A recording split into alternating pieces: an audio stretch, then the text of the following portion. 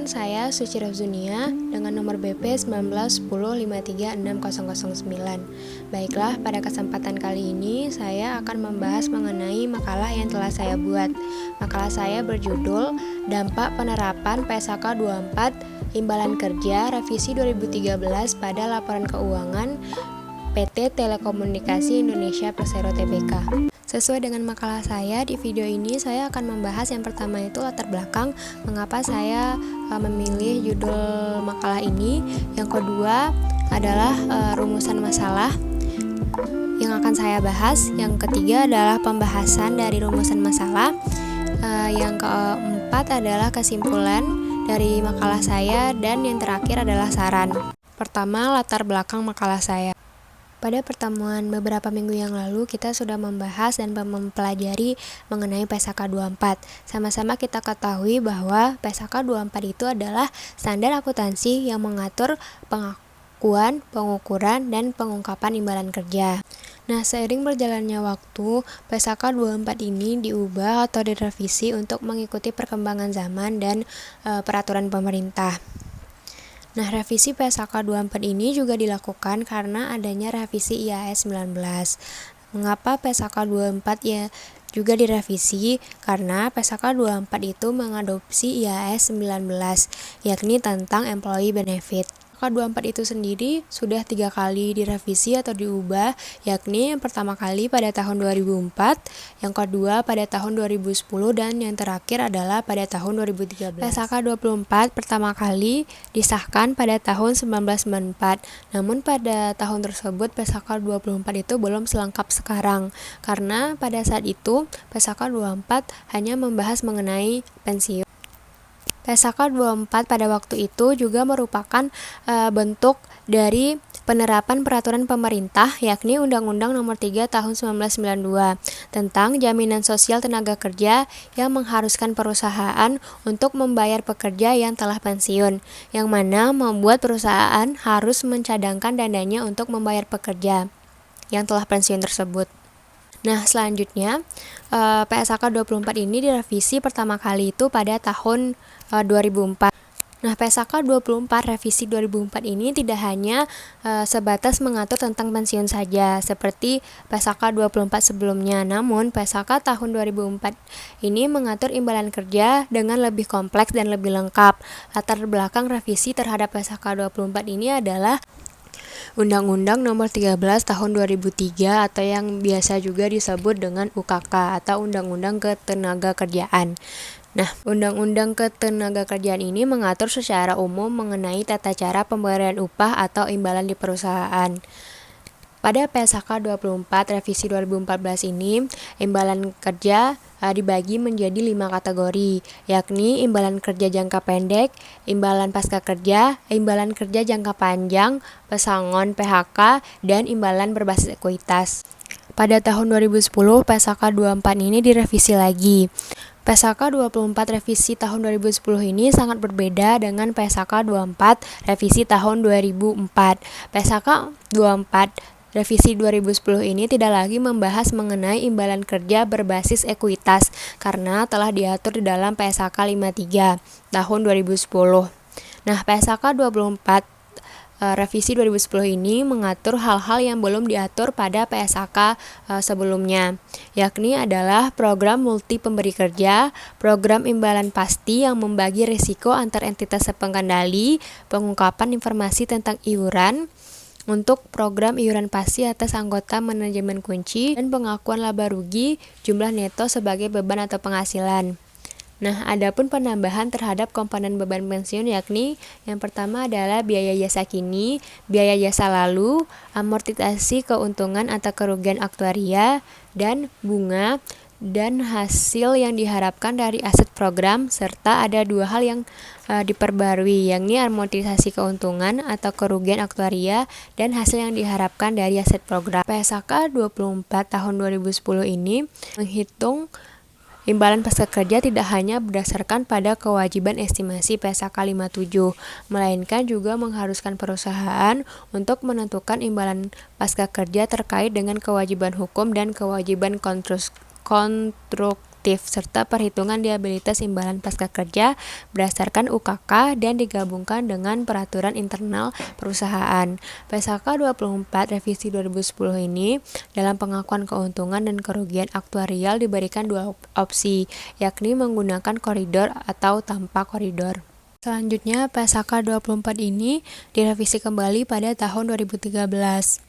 Tepatnya pada tanggal 19 Desember 2013, dan PSAK 24 revisi 2013 ini berlaku efektif pada tanggal 1 Januari 2015. Nah, revisi dari PSAK 24 ini mempunyai dampak terhadap reklasifikasi dan penyajian, sehingga perusahaan menerapkan secara retrospektif. Akibatnya, perusahaan harus menyajikan laporan keuangan konsolidasian tahun 2015 yang komparatif dengan periode sebelumnya, yakni laporan posisi keuangan tambahan per 1 Januari 2014. Perusahaan go public atau perusahaan yang telah terdaftar di Bursa Efek Indonesia yang selalu berpedoman pada PSAK harus menerapkan PSAK 24 revisi 2013 ini. Salah satunya adalah PT Telekomunikasi Indonesia Persero Tbk atau yang kita kenal dengan sebutan Telkom. PT Telkom merupakan satu dari 27 perusahaan yang terdaftar dalam Indeks Bisnis 27. Indeks Bisnis 27 ini adalah daftar perusahaan dengan reputasi yang baik. BI dan Surat Kabar Bisnis Indonesia serta Komite Seleksi Khusus menyeleksi perusahaan yang terdaftar dalam indeks ini tiap 6 bulan sekali. Dan juga pada bulan Februari lalu, PT Telkom ini dinobatkan sebagai Corporate of the Year. Nah, karena prestasi dan reputasi yang telah teruji inilah, makalah ini mengambil laporan keuangan PT Telkom untuk membahas dampak dari penerapan PSAK 24 revisi tahun 2013. Berdasarkan latar belakang tadi, makalah ini terdiri dari dua rumusan masalah. Yang pertama, apa saja perbedaan antara PSAK 24 revisi 2013 dan PSAK 24 revisi 2010. Dan yang kedua adalah bagaimana dampak penerapan PSAK 24 revisi tahun 2013 ini pada laporan keuangan PT Telkom. Baiklah, selanjutnya kita akan membahas mengenai rumusan masalah yang pertama, yakni mengenai apa saja perbedaan PSAK 24 revisi 2013 dengan PSAK 24 revisi 2010. Nah, seperti yang bisa kita lihat di tabel, ada beberapa perbedaan antara PSAK 24 revisi 2013 dengan PSAK 24 revisi 2010, yakni ada perbedaan mengenai definisinya, imbalan pasca kerjanya, program multi pemberi kerja, imbalan pasca kerja, program imbalan pasti, asumsi aktuaria, biaya jasa lalu, keuntungan dan kerugian aktuarial. Nah, bisa kita lihat bahwa ada beberapa hal yang belum diatur pada PSAK 24 revisi tahun 2010, tetapi sudah ditambahkan pada PSAK 24 revisi 2013. Contohnya adalah asumsi aktuaria, yakni mengenai asumsi keuangan pajak terutang, program atas kontribusi iuran yang terkait dengan jasa sebelum tanggal pelaporan, dan asumsi mortalitas mengacu pada estimasi terbaik dari mortalitas peserta program selama dan setelah kontrak kerja. Dan ada juga beberapa aturan yang dihapus pada PSAK 24 tahun 2013 ini, seperti biaya jasa lalu.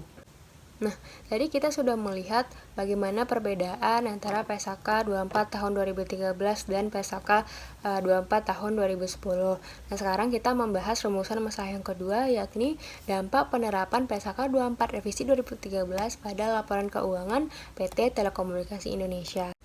Nah, berdasarkan pembahasan kita tadi, pembahasan yang sebelumnya, dan sesuai dengan pernyataan Mar tadi, pada tulisannya mengatakan bahwa terdapat 3 perubahan yang signifikan, yakni perhitungan beban pensiun, pengakuan keuntungan dan kerugian aktuaria, serta pengungkapan. Dan menurut Wijaksono dan kawan-kawan, PSAK 24 revisi tahun 2013 ini mempunyai dampak terhadap aspek pengakuan, pengukuran, penyajian, dan pengungkapan dalam laporan keuangan. Nah, hal ini memberikan dampak yang signifikan pada penghasilan kooperatif lain sebagai konsekuensi dari penghapusan metode koridor yang mengakibatkan perusahaan melakukan pembebanan secara langsung pada penghasilan kooperatif lain. Nah, hal itu disebutkan dalam jurnal Taslim dan Arianto. Perubahan PSAK 24 tahun 2013 ini, dan menurut Adi dan Firmansyah bahwa PSAK 24 tahun 2013 ini menghapus pengungkapan informasi liabilitas kontingensi dan menghapus keharusan entitas mengukur keuntungan atau kerugian aktuaria dari program imbalan pasti, serta pengakuan keuntungan atau kerugian aktuaria diakui sebagai laba kompresif lain atau penghasilan kompresif lain. Nah, menurut pernyataan dari jurnal-jurnal yang telah disebutkan tadi, menurut saya perubahan PSAK 24 tahun 2013 ini berdampak pada perhitungan beban pensiun, laba rugi kompresif lain, dan pengungkapan. Maka dari itu saya pada makalah ini membahas 3 hal tersebut pada laporan keuangan PT Telkom. Yang pertama adalah perhitungan beban pensiun. Menurut PSAK 24 tahun 2013, beban pensiun diakui dalam laba rugi yang dihitung dari beban jasa kini, jasa lalu, keuntungan dan kerugian penyelesaian, serta bunga neto atas liabilitas imbalan pasti neto. Sementara pada PSAK 24 tahun 2010, perhitungan beban pensiun dihitung dari biaya jasa kini, biaya jasa lalu, amortisasi keuntungan atau kerugian aktuaria, bunga, serta hasil yang diharapkan dari aset program.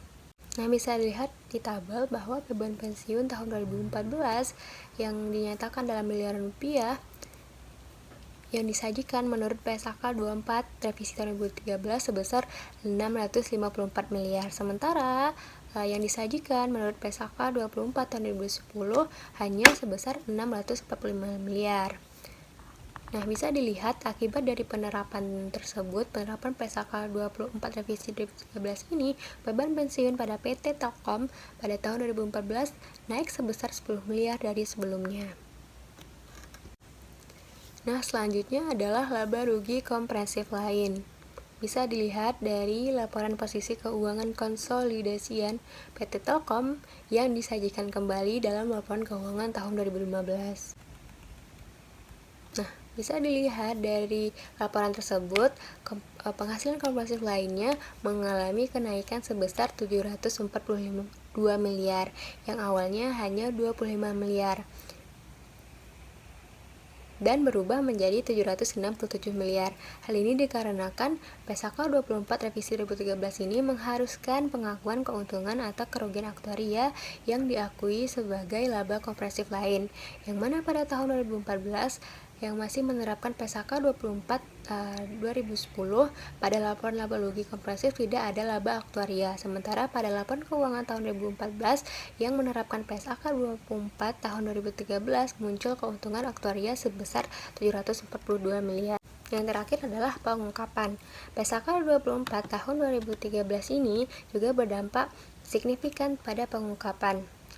Revisi ini mengharuskan entitas mengungkapkan informasi yang lebih banyak dan lengkap daripada PSAK 24 tahun sebelumnya. Berikut yang diungkapkan perusahaan pada laporan keuangan.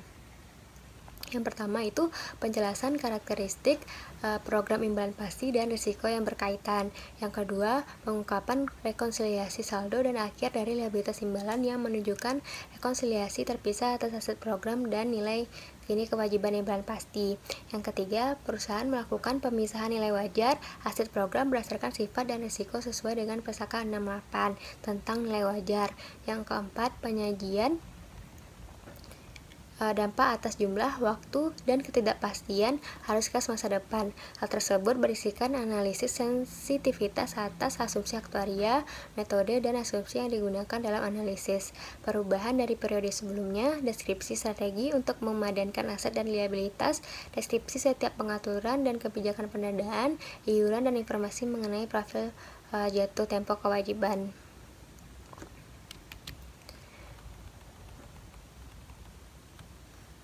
Nah, bisa dilihat bahwa yang tertera di layar adalah bentuk tambahan pengungkapan pada laporan keuangan tahun 2015 PT Telkom yang pada periode sebelumnya tidak ada. Yang pertama itu PT Telkom mengungkapkan bahwa imbalan pasca kerja terdiri dari program pensiun imbalan pasti yang pandit dan unpadit. Dan yang selanjutnya adalah adanya pengungkapan tentang analisis sensitivitas yang tidak ada sebelumnya pada laporan keuangan tahun 2014 yang masih memakai PSAK 24 revisi tahun 2010. Selanjutnya adalah kesimpulan dari makalah saya.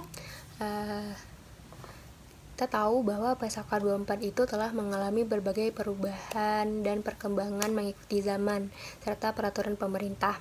Dan perubahan PSAK 24 ini juga dilakukan karena IAS 19 yang juga direvisi. Nah, dari awal disahkan PSAK 24 ini telah mengalami sebanyak 3 kali revisi atau perubahan, yakni pada tahun 2004, 2006, dan yang terakhir pada tahun 2013, yang memiliki dampak pada perhitungan beban pensiun, laba rugi komprehensif lain, dan pengungkapan pada laporan keuangan. Hal ini memberikan dampak yang signifikan pada laporan keuangan. Oleh karena itu, perusahaan harus menyajikan laporan keuangan konsolidasian tahun 2015 yang komparatif dengan periode sebelumnya, yakni laporan posisi keuangan tambahan per 1 Januari 2014.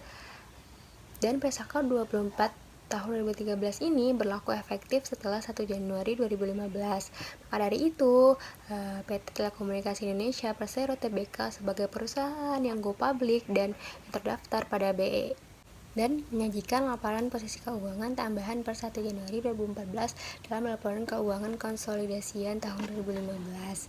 Nah, penerapan PSAK 24 revisi 2013 ini pada PT Telkom berdampak pada beban pensiun PT Telkom, yakni mengalami kenaikan sebesar 10 miliar, dan penerapan ini juga berdampak pada kenaikan penghasilan komprehensif lainnya serta pengungkapan yang lebih komplit dari periode sebelumnya.